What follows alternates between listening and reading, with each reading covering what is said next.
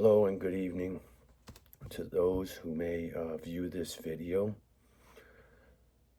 The purpose for me making this video is to inform those who may be interested in taking self-defense lessons, whether hand-to-hands or with weapons or both, or looking to get their pistol permit, whatever it may be that you are looking for and may be hesitant to do, as far as the defense of yourself and your family. I would like to share my own personal story as to how I was propelled into the self-defense arena. And so, as a little bit of a backdrop about myself, I was not always like how I am today, meaning that self-defense, conditioning, and doing it for the purposes of helping people were the last thing on my mind. And in fact, I was the exact opposite. I led a very self-destructive life with self-destructive decisions that ultimately led to experiences that were, ironically enough, the catalyst that propelled me into self-defense. And so with that, I'll share some of these experiences with you, not to convince you to seek out self-defense lessons, whether with me or someone else, but merely just to share my story, and convey how important it is to be able to defend yourself. Because we all think that, oh, that won't happen to me, until it does. And so, with that said, there was one evening I was, let's just say, at an establishment that was serving alcohol. And at that time, I was dealing with a substance abuse issue. And I was, at that time, pretty intoxicated. And because of this intoxication, I was highly unaware of my environment. And in the self-defense community, that is the first step to disaster. As also in the self-defense community, we like to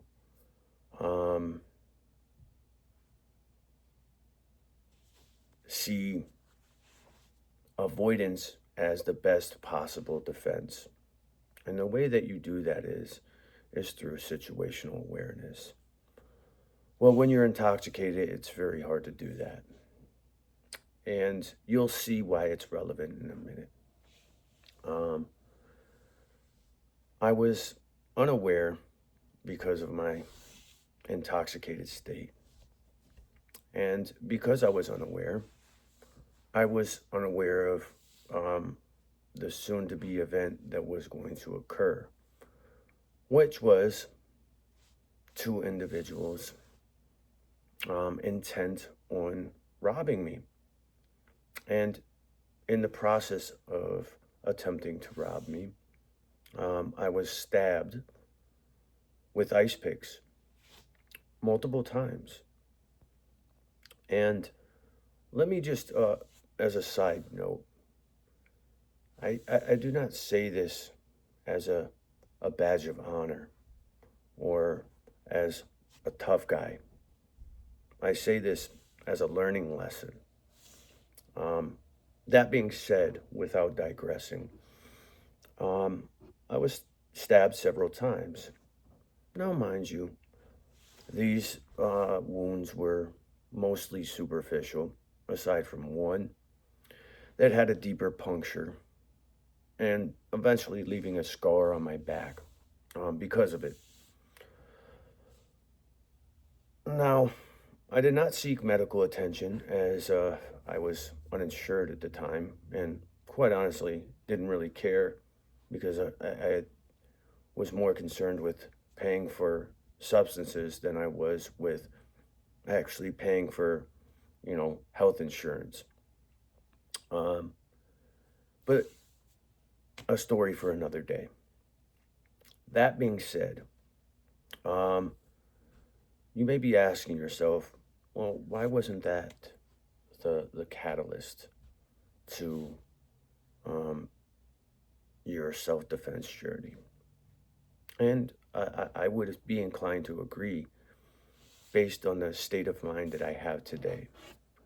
Unfortunately, when you callous yourself over the years with bad decision making and poor choices, you tend to develop a very hard head and stubborn personality in order to guard and protect your ego and the lifestyle that you've chosen at that time. And so that was me. And so moving on to the next event that would be the final straw, so to speak. That was let's just say, the straw that broke the camel's back. And that was a home invasion. And so, once again, while not heavily intoxicated, was still under the influence of alcohol. And so, while under the influence, as I've stated earlier, you tend not to be aware of your environment or not to think things through. And so, once again, not thinking, not being situationally aware. I opened the door, not vetting or verifying who I was speaking to. And because of this misstep, it ultimately led to this man like pushing through my door and putting a gun in my face with the intent to rob me and everything in my home, or at least the valuables within my home. And so, in an almost instinctive manner, I lunged for the gun in an attempt to wrestle it away and fight this intruder out of my house. And so, during this process of engaging in combat with this person, I was shot. Now, being shot, I would never call a superficial wound, but in terms of lethality, it was not in an area that what would be considered as lethal. And while I couldn't verify what kind of gun it was, based on the caliber, was a very small caliber weapon, either a 22 or a 380. I'm not 100% sure on that. But what I can be sure of is that I was shot during this scuffle. But what I also realized in that moment was that self-defense and being aware were like the most important things that I could learn that I didn't have. And in order to instill those, excuse me, those skills, it would require a certain level of discipline. And so, while as a kid I did have an interest in martial arts, I never really pursued it. But it was this moment that propelled me into that journey and to give it more in-depth thought. And so with that, I sought out martial arts schools and began my journey into martial arts. And my intent was merely to learn skills that would allow me to defend myself against something like that, or something like the events that I had experienced. And what I realized during this journey is that not only did it develop, the physical components of self-defense, but more importantly, the discipline and awareness that came with it. And once again, you may ask yourself, why is that important? Well, discipline and awareness go hand in hand. In order to be situationally or tactically aware, one has to exercise a certain level of discipline with not only himself, but his environment. And so martial arts brought that to me. And it wasn't just martial arts. It was learning skills with weapons, including firearms. And one might be thinking, how could a person who is so self-destructive be even capable of owning a firearm and being disciplined enough to be responsible with it? And I would be inclined to agree with you had it not been for my martial arts journey, which propelled me into a direction of discipline, accountability, and many other quality traits that I lacked when engaging in poor decision making, including substance abuse. And so one could really say that martial arts and the martial arts dojo itself were my rehab, were what brought me out of that and conditioned me and calloused me in a totally different way, to the point where a person like me could come out the complete opposite.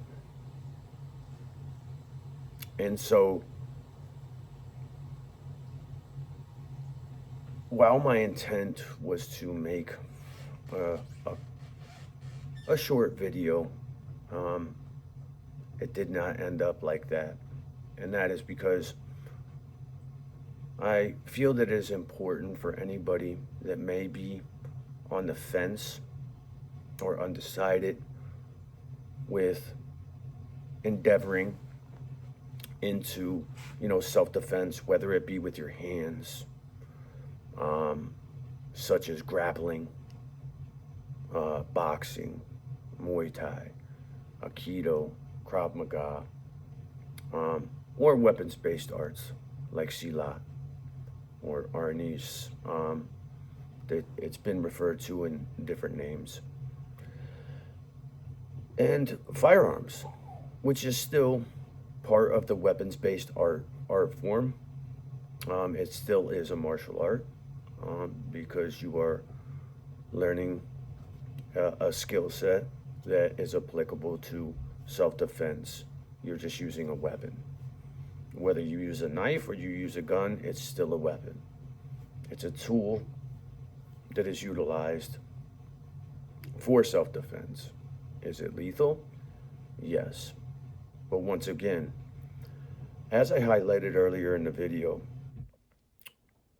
situational awareness is vital, which is another key discipline that came out of my journey, which is just learning how to be situationally aware and understanding the importance of that. And so when you're situationally aware, it's equivalent to if you ever ask a martial artist, whether a grappler or a boxer, kung fu artist, and you ask them, how do I not get choked or armbarred or, punched in the face? And the most common response that you'll get from probably most, if not all, instructors is don't be there in the first place, or don't get put in it. And so if you're asking yourself, why is that relevant? Well, that's relevant in the sense that if I'm situationally aware of my environment and I can read the room, then I can avoid the situation altogether. And therefore, not even have to use my weapon or use my hands for that matter. Because the last thing I want to have to do is hurt or kill somebody. And so I will end here. My journey has been long and hard through several different experiences. I have just shared a few, but I have shared and highlighted two of the more violent encounters I've been involved in that were monumental in propelling me into self-defense, as it provided a whole new realization of the importance of not only self-defense, but discipline, and disciplining yourself for restraint, awareness, accountability, these things that at one point in my life I was lacking completely. So, as I said, I'll end here.